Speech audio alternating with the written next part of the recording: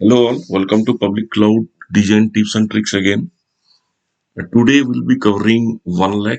That's a very important component of Microsoft Fabric. In the last session, we have already started discussing about the fundamentals of Microsoft Fabric. So yes, the background is like in all these sessions we'll be discussing about Fabric. So let's start with what is OneLake before go into the concepts basically. So OneLake within Fabric is a single unified logical data lake. That is how you can think of. And OneLake always sits within an organizations and it works like OneDrive basically. So OneLake comes automatically with every Fabric tenant, and it is designed to be a single place for all your data management basically. So that is how it works. So using your Fabric platform, you can create workspaces, and workspaces are related to again a group of developers or a department or a business line, you can say. And within workspace or within that container, you can create data items, and data items here in Fabric uh, umbrella will be lake houses, warehouses, those things. And then Fabric store all these data items data into one unified storage, which is OneLake. Okay. Now, what was happening or what is happening before Fabric is if you consider one organization, then within that organization you have different business lines or departments. Here you can say department 1, 2, 3, and each department for their data processing or data analytics, they use uh, their own storage here. Okay, so here department 1 is mapped to storage 1, 2 is storage 2, and 3 is storage 3. So within Azure, again, if you think about storage, then it's these are all uh, data lake storage based on Gen 2 within storage account, and then they use this kind of a topology. Now, what is the problem with this topology is you'll always have integration challenges across departments, data access challenges, policies challenges. Okay, and also within the data silo, you have overhead of storage and its ecosystem management. Okay, so these are the challenges in a nutshell. So like if you're if you're working without a Fabric kind of a platform. Now, if you just translate that specific discussion into what will happen if you start using Fabric is the organization sits with the Fabric unified platform here, and then you'll have the same departments. But now these departments are attached to workspaces or the containers within the Fabric umbrella. Okay, so within the Fabric you have workspace 1, 2, 3 for department 1, 2, 3, and all the data items that you'll be creating under a container or under a workspace like lakehouse, warehouse, or whatever processing you'll be doing like data engineering, data analytics, data reporting. All those things will be now getting stored in a single unified OneLake platform. Okay, so this OneLake will be spread across the departments, and it will store all the data items within those departments. Now, OneLake is also based on a Gen 2 kind of a data model within storage and within Azure basically. So I hope you understand what is the difference if you start using OneLake within Fabric. Yeah. So let's now discuss about the summary, what we have discussed. So one Fabric platform is attached to one tenant actually. So within a tenant, you can create multiple containers or multiple workspace. Now ownership and access policies can be distributed across business line within the same platform, and each workspace share its own capacity and can be built separately. Okay, so it's not exactly a governance model, but you can think of that is how you can govern.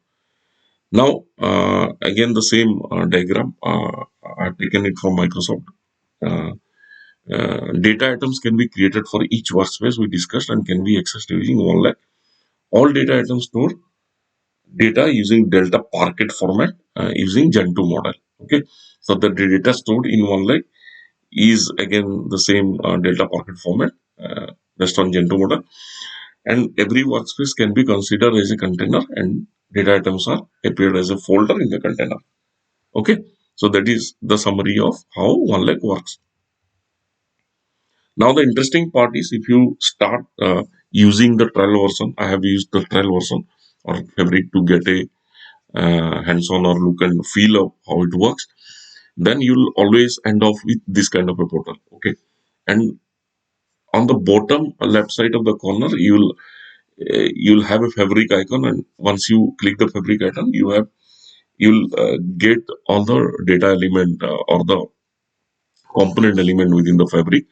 And if you go to Power BI, then you can start creating your own workspaces. So this is the place you can create a workspace.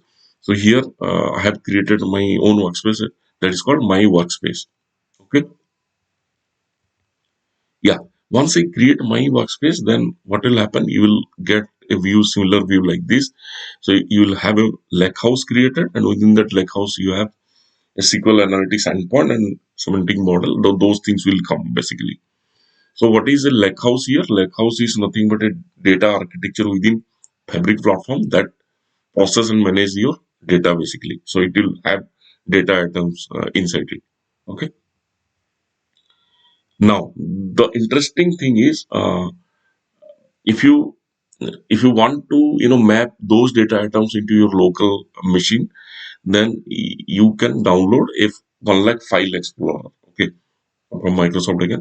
So OneLake File Explorer will provide you a unified view or unified mapping view of what is there within Fabric portal.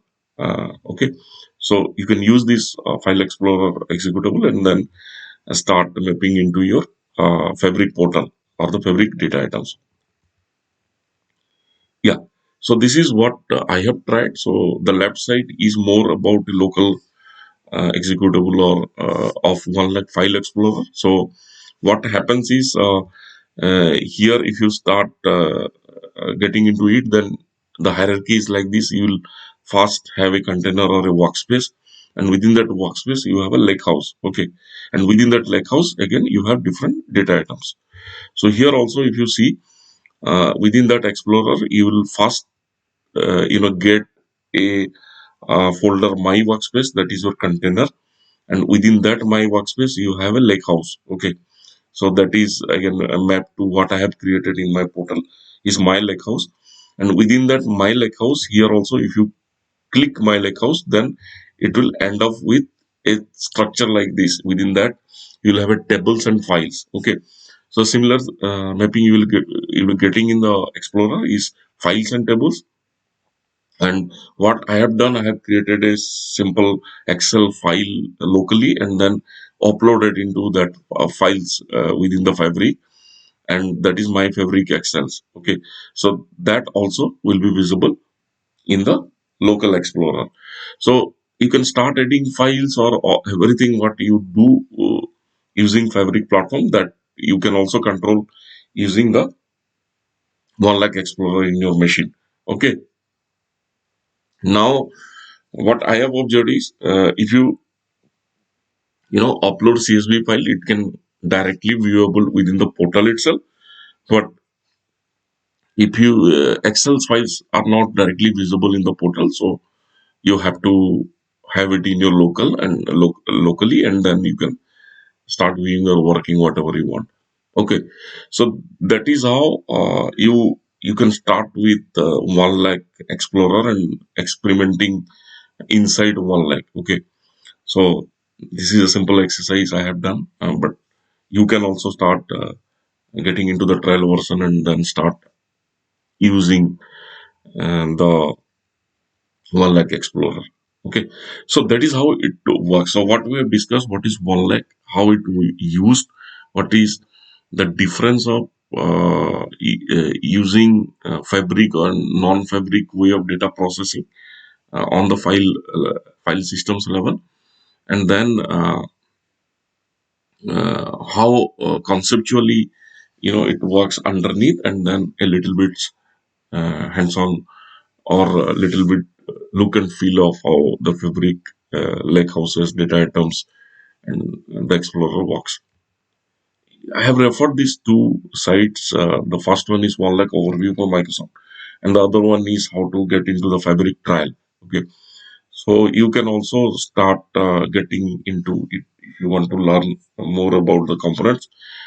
In other subsequent session also, we'll slowly go into different other components just to get an idea how it works on the in the overall portal of Fabric. Yeah, that is what I wanted to discuss with you on online. Thank you and have a good day.